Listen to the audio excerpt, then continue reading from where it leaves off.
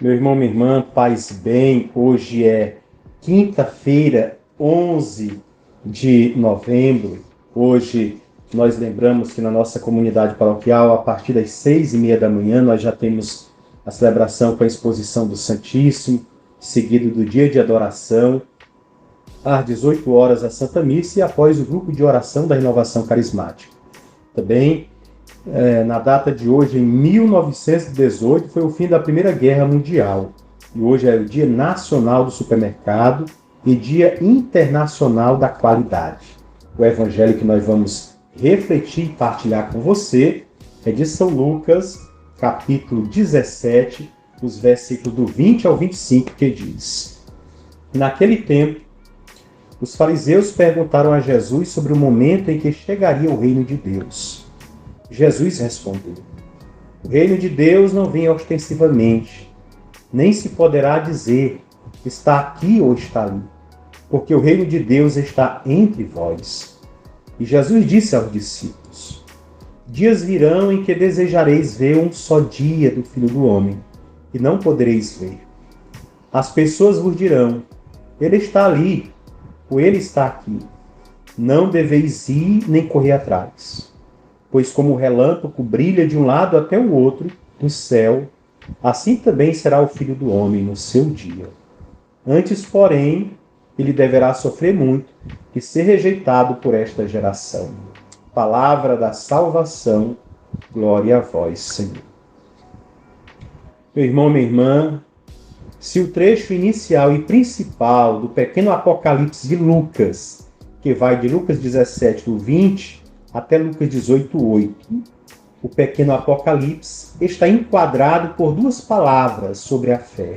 A tua fé te salvou, e o Filho do Homem, quando vier, encontrará talvez fé sobre a terra, que é uma pergunta.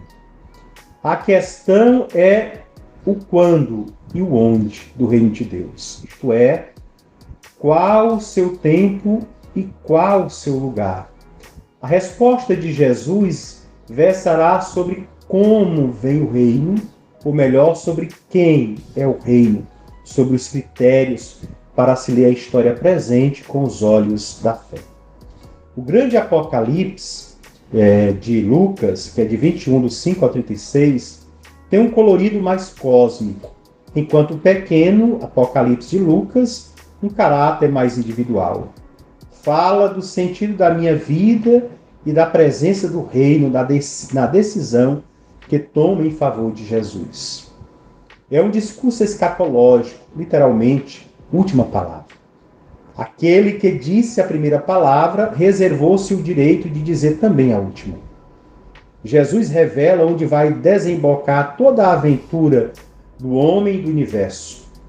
E partindo do seu ponto de chegada, revela o sentido do presente. Pode parecer o contrário, pois o mal mostra todo o seu vigor. Mas aquele que contém, como no odre, os abismos do mar, não perdeu as rédeas da história humana. Aliás, serve-se de tudo com sentido positivo ou negativo, para que no fim aconteça o que o seu coração pré-ordenou, o bem do ser humano, como está lá em Romanos 8, 28. O fim de tudo não é o triunfo da morte, mas a festa da vida. É o reino de Deus, que não é Deus dos mortos, mas dos vivos. O reino não está já presente entre nós, mas sob o signo da cruz. Por isso tem-se muitas vezes a impressão que o mal está vencendo. Lê do engano. É só a astúcia do bem que vem se perdendo. Tudo ficará claro quando vier o Filho do Homem. A sua vinda enche de esperança aqueles que creem e serve de critério para as decisões que se devem tomar entre o já e o ainda não. A pessoa que crê conhece a palavra de Deus sobre o futuro, aposta nela e orienta-se por ela. E por ela, porque se orienta por ela, orienta a própria vida. Merece atenção a afirmação de Jesus, segundo a qual o reino de Deus está em vós. Pode significar dentro de vós. Neste caso, o reino está no coração de quem crê, que se converteu na boa notícia. Mas pode também significar no meio de vós. Neste caso, o reino é a própria presença de Jesus entre os seus contemporâneos. E depois da ressurreição, entre os homens e mulheres de todos os tempos e lugares. Em Mateus 23 e 26, a preposição grega ethos tem claramente o significado de dentro, indicando o interior do ser humano.